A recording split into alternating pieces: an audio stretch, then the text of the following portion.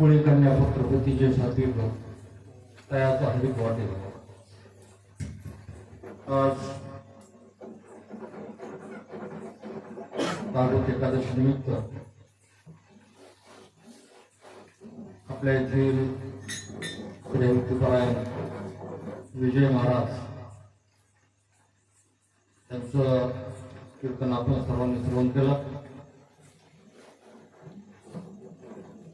सुंदर अशा प्रकारचं चिंतन घे घे माझे वाचे गोड नाम विठोबाचे जगद्गुरु तुकोबाराच्या अभंगावर त्यांनी अगदी पहिल्याच वेळेस बोलण्याचा प्रयत्न केला आणि आपल्या येथील तरुण मंडळी यांना एक संदेश दिला. कारण आज तरुण आणि लहान मुलांनी निर्भोग अशा प्रकारच्या या भक्ती संप्रदायाकडे वारकरी संप्रदायाकडे येण्याची फार महत्वाची गरज आहे. या संप्रदायामध्ये हा भक्तीचा मार्ग चालत असताना कुठेही कोणत्याही प्रकारचा धोका नाही आणि मार्ग जाऊन गेले आधी दयानिधी संत ते. आपण फार भाग्यवान आहोत की आपला जन्म साधू संतांच्या अवतारानंतर झालेला, म्हणून त्यांनी आपल्याला मार्ग दाखवलेला आहे. कोणत्याही प्रकारचा त्या मार्गात धोका नाही आणि अशा मार्गाने आपण सर्व मार्ग परिक्रमण करत असताना निश्चित आपल्याला मिळालेलं जे मानवी जीवन आहे, मानवी ध्येय ते सफल झाल्याशिवाय राहणार. खरोखरच आपल्या इथे जास्त वातावरण असं झालं कारण याच्यासारखा आनंद नाही. जसं एखाद्या प्रॉपर्टीला एखाद्या संपत्तीला वारस तयार होत जाते, अशा प्रकारचा दसरा वारसा वसा आणि वारसा मागे टिकला पाहिजे आणि म्हणून फार मोठी काळाची गरज आहे. आजही आपले जे लहान 2-3 मुलं आहेत त्यामध्ये आपले विष्णुपंत येऊले त्यांचं जे ऋषी हिंगोलीला आहे भागवत कथा आणि श्रीराम कथेचा सरा अध्ययन तिथे करतोय. त्याच्यानंतर आपल्या नारायण येऊले त्यांचे बंधू त्यांचा मुलगा आळंदीला आहे. आमचा जास्तरा रवी हा तिथे जास्त लोंढे महाराजाकडे आहे. ही मुलं आल्यानंतर पुन्हा ते परिवर्तन होत असतं आणि कारण आता संपत्तीला महत्व नव्हतं. माझा एक शब्द लक्षात ठेवा, तुम्ही संपत्ती किती कमवता याला अजिबात महत्व नाही. तुम्ही आपल्या मुलाला संस्कृती किती देता आणि संस्कार किती देता याला महत्व आहे.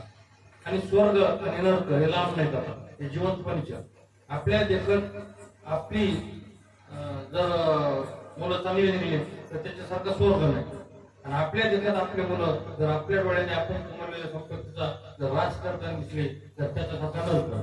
हे स्वर्ग नरक काय वरचे कोणी पाहिजे, परंतु जिवंतपणे आपल्याला अशा प्रकारचे स्वर्ग नरक पाहिजे होते आणि त्यामुळे संस्कार देणं संस्कृती निर्माण करणं आम्ही नेहमी सांगतो खरोखर आहे. जे चांगलं आहे त्याचं चांगलंच वर्णन करा. आपली इथं या सगळ्या मंडळीने पप्पा महाराज असो गोलक असो सगळे आपले विष्णुपंत असो काय आता विष्णुपंत आडणी माणूस याचा येत नाही वाचता येत नाही स्वर सरला तार सरला हरिपाठ पाठ झाला. अहो त्या माऊलीची आपण जगद्गुरु तुकोबाराची माऊलीची लेकर आहेत माहिती तुम्हाला, त्यांची कृपा जर झाली ना तर दगडाला सुद्धा दगड ज्ञान होईल मुळा अति मूर्ख त्या दगड मूर्ख माणसाला ज्ञान होतं पण दगडाला सुद्धा ज्ञान होणं इतकी ताकद आणि इतकी शक्ती जगद्गुरु तुकोबाराच्या आणि ज्ञानेश्वर गाथ्यामध्ये आणि ज्ञानेश्वरीमध्ये कोणावर कशी कृपा होईल काही सांगताय.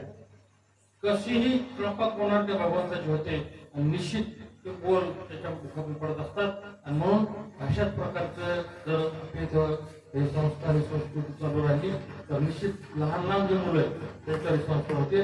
आणि आता सांगितलं महाराज आपल्याकडे हे सगळी मंडळी हरिपाठ बनत असताना लहान लहान पोरं यायला पाहिजे. आपल्या त्या आईने त्या लहान पोराला हरिपाठाचं 5 रुपयाचं पुस्तक आणून द्यायचं, हरिपाठाच्या टायमाला ते कोण द्यायचं तिकडे घ्यायला पुस्तक आणि कोण घरी येऊन हरिपाठ म्हणायचं. ते काही वेगळं बऱ्याच गावात ते शिकवत म्हणून अशा प्रकारचे ज्या सर्व गोष्टी अतिशय आनंदाची अशा प्रकारे गोष्ट आहे. सर्व आपली जास्त विष्णू मंडळी मृदंगाचार्य आणि सुंदर अशा प्रकारचं सर्व चिंतन करण्याचा प्रयत्न पहिल्या दुसऱ्या याच्यामध्ये थोडं होत असतं पण चांगल्या अशा प्रकारचे चिंतन करण्याचा प्रतिनिधी महाराज त्याला पुनश्च एक बार सर्वांना धन्यवाद देतो. आपल्या गावकरी मंडळीतर्फे आपण जे काही उपक्रम सुरू केला आहे ते चांगल्या अशा प्रकारचे उपक्रम आहे. याच्यातूनच माणसाची जास्त उन्नती होत असते. अशाच प्रकारची उत्तर उन्नती हो ही संकटमोचन हनुमंतरायाच्या चरणी प्रार्थना करतो आणि आजची सुंदर अशा प्रकारची कीर्तन सेवा करते. जय विठ्ठल जय जय